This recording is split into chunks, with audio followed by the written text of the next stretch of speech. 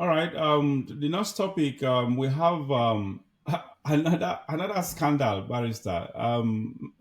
We have more presidential jets being seized abroad. I think the latest one happened in Canada. My question is, as a lawyer, we I think it's about 70 something million dollars they are owing these guys. Why are they going on rampage, seizing all the aircrafts or Nigeria's aircrafts abroad? What is the problem? One aircraft should be able to solve this problem. The presidential aircraft that Tinubu bought lied for us, to us that he bought brand new. I think he bought it about 100 million and spent another 50 million or whatever. So it's about 150 million. One aircraft should be able to be enough for that, for this attachment or seizure. Why are they going on rampage seizing our aircrafts abroad? What is the problem here? Well, if you recall, when we discussed this issue on Jibrin's angle, I mentioned that after the arbitration, after the arbitral award, which was $50 million with cost, interest, and other charges, the amount today is about $90 million. Even at that, Yes, even at that, as a judgment creditor, you have leeway, you have liberty to go and seek the property of your debtor to satisfy your judgment. The Chinese company has been doing that. I told you they have been doing that in European countries, in UK, in US, in Canada, and in France. They have been trying to target Nigeria's yeah, assets. but barrister, again, you've not answered my question. I agree with you, but my problem is we are owing the judgment debt is that is the net is about $70 million. Now the gross, you just mentioned the gross now about 90, it's not even up to 100. Let's even assume it's $100 million. For God's sake, one of these aircrafts is cost 150 million. What why are they going on rampage just seizing our all government assets, especially the planes? What is the problem here? I don't understand. Is there no I don't uh, You see, is that the law? Does the law, does it permit you to just seize all the assets available to you, no matter, regardless of the worth of those assets? well, you have to understand that when you put the price of an item, as we are talking about now, it's not the price that the items will be sold. Assuming there is no reconciliation, and they are going to say this assets will be sold at an auction, and the auction does not bring the actual value of the item. The item, a jet, the current one that has been seized is worth about $57 million. It could be sold for 30 million at an auction. It does not have to be sold at 57 million, which is the top end of its value. So you take enough goods to satisfy your the judgment debt and cost of the attachment, because they are also spending money to carry out this attachment. So you take as much goods as possible to recover your judgment sum, as well uh, as the cost involved. And secondly, you do it in form of embarrassment. You do some things because certain jurisdictions they are going to contest this thing all the way. Like in the US, that the court of appeal allowed the Chinese company to attach. The government is going on appeal to the US Supreme Court. Elsewhere, to even this very Is one. that not? Is that not? Is oh no? Sorry to cut you short. Is that not another? Again, that's another waste of resources, because this is a case we know we cannot win, for God's sake. It's just that it's just like our own arbitration court, the one that you and you are pursuing for us, for my company. It's sort of it's it, The evidence is there, so there's just no way you can. What are you fighting it for? Why do you have to go to? Do you know what it means to fight a case up to the Supreme Court in the US? For God's sake, in Canada, in other states, in other countries, in France, at the end of we are spending millions of dollars, for God's sake. Not naira, dollars. Look, it's expensive. Legal expenses is on a very, very astronomical level in the West. For God, especially in the US. It doesn't come easily like that with cheap cost. So we are still because at the end of the day, this judgment, we are now accumulating more expenses upon the judgment sum. And So that interest is the is point. also building. Interest is also building on it. That's another. You see, an interest is building, for God's sake. So But I don't get it. don't I, forget that Nigeria won, the PID issue that yes, snowballed into about $14 billion, which would have wrecked and sunk Nigeria.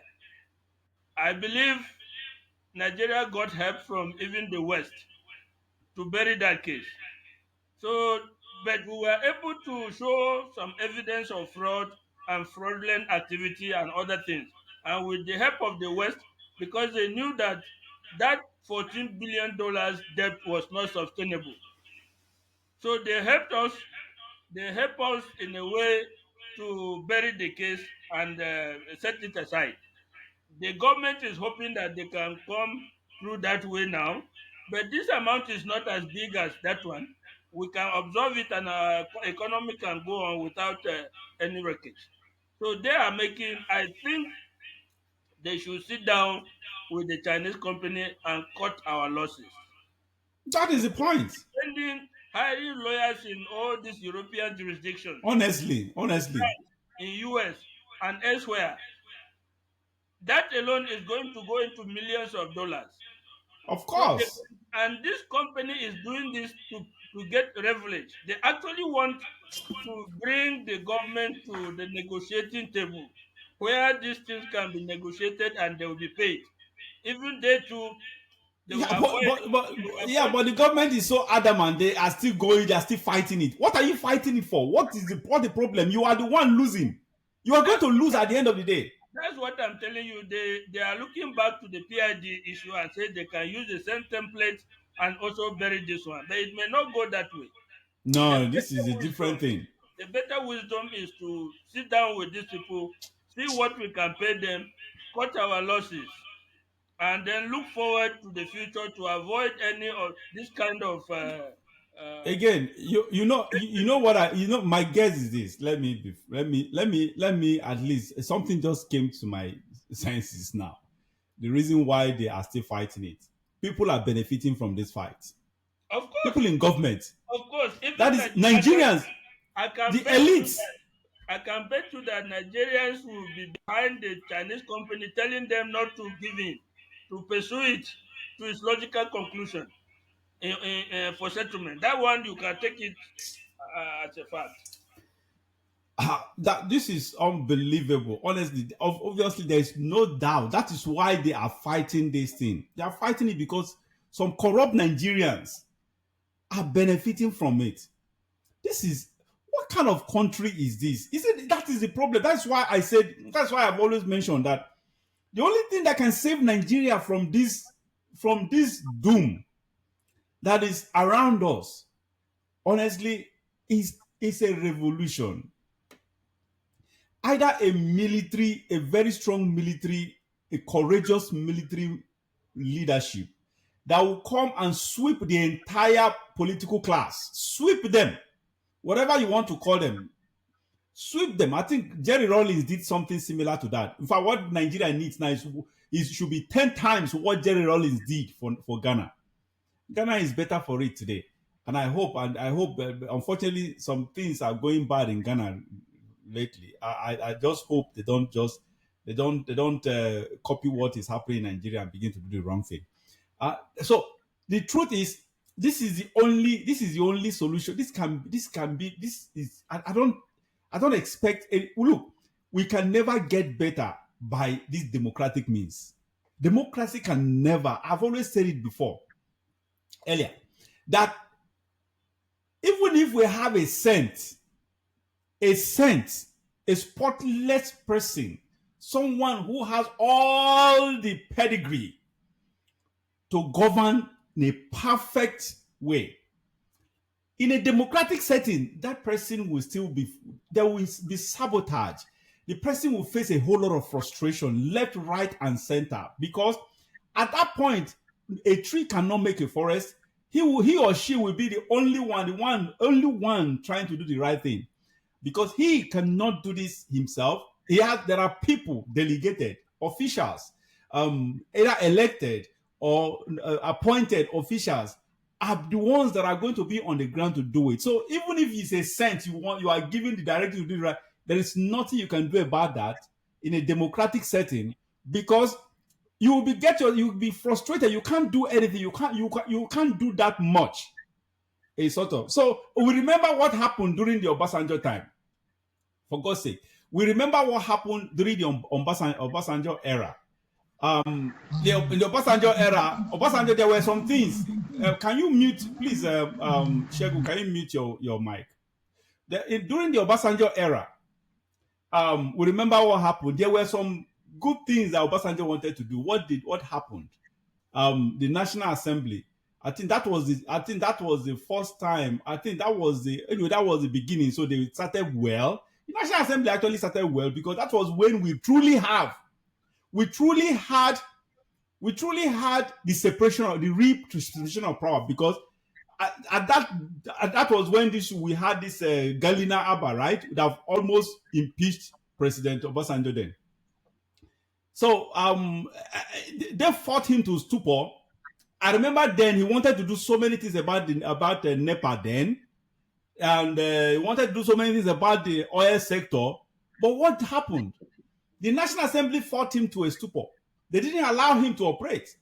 So, and that is the problem. That is my problem with this democratic setting. That is why democracy at this where Nigeria is extremely corruption is entrenched in Nigeria. As such, democracy can never correct any anomaly that we are passing through right now. You Obviously, are never. absolutely right. You are absolutely right. When I remember Obasanjo's time, many people and many commentators have not been fair to Obasanjo. If you remember back in 1999 when Obasanjo came to power, the whole country was a pariah on the Correct. international. So Obasanjo set himself to recover the image of Nigeria abroad, internationally.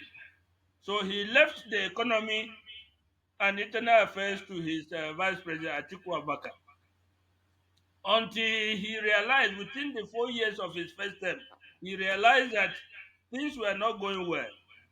That Atiku was using that position to build his own political empire instead of building Yes. the Nigerian economy. But by the time he realized that, the first tenure has finished, Yeah. and he That was it. was trying to get That the second. was that was why he actually went for this third term of a thing. You Yeah, see, that is one you of the see, reasons. That's the yes, reason. this third term, honestly, the Obasanjo third term, honestly, Obasanjo was trying to do that It would for have a been patriotic highly, reason. it would have been highly successful. Honestly, if he was actually trying to do that on patriotic ground. Yes. Honestly, not for personal aggrandizement. Honest, and if he had succeeded, I actually wanted him to succeed. Then, if he had succeeded, honestly, Nigeria could have been much better today, Much, because much. Obasanjo was really patriotic. He wanted to he was really out to do the right thing. Exactly. Unfortunately, the I powers that be wholeheartedly didn't agree allow with him to do that. you. I wholeheartedly agree with you. And that is one of the reasons today in Nigeria, it is everybody for himself. Yeah. The number of patriotic people, you can count them on the fingers. So it is difficult for them to affect the way Nigeria is going. The rest of the population is everybody for himself. If you can cut a part of the national cake, you do it quickly and take it away for yourself. That is what is Yeah. happening now. So sad. Patriotism is totally absent. Me and you that are talking always on this issue, we are too far few and five, and we do not come or approximate anywhere near the power levels to affect what is going on, Yeah. how Nigeria will go. And that is one of the greatest problems Nigeria face. You will not find an aggregate of patriotic people together that will drive the change that we seek. If you are president like Obasanjo was, he was alone. Even his Yes. deputies did not Correct. buy into his vision. His ministers did Correct. not buy into the vision. Yes. But for the fact that he was an extremely strong person, No, to he be was fair, able to honestly, to be achieve fair to anything. him, some of So his that is ministers, just like truly we have the the best during of some of his Nigeria. ministers So actually if you were come in today as tune with his president, vision. if you move this side, they are going to block That is you. we If talk you about move this way, Obieze they are going Kwesili, to block you. Ngozi Okonjo-Iweala, and what's her name, Dora Akunyili. These are actually some of his ministers. What did I mention? All the people I mentioned right now are even women. Can you imagine? Wow, they are women. Incidentally, they are women. Though all of them actually were in tune, they were in line with his vision. A sort of so, but unfortunately, he needed more than executive members. What he needed was actually the legislative members to support him. Unfortunately, the corrupt elites actually battled him, and unfortunately battled him out of that idea, which is which is what we are suffering today now. And that was the reason why, I don't know, Barrister, if you are still there. That was the reason why he tried to use. He supported what's his name, Yaradua, the late Yaradua, because he saw himself, part of himself, in the late Yaradua, and that was why he decided to support him. Unfortunately, that didn't work. Now we have that. This is what has given us this criminal of a president um, ruling us right now. That is just unbelievable. Anyway, I think that is it. Let's move to the next topic. And yes, yeah, that's it. Let's move to the next topic, please.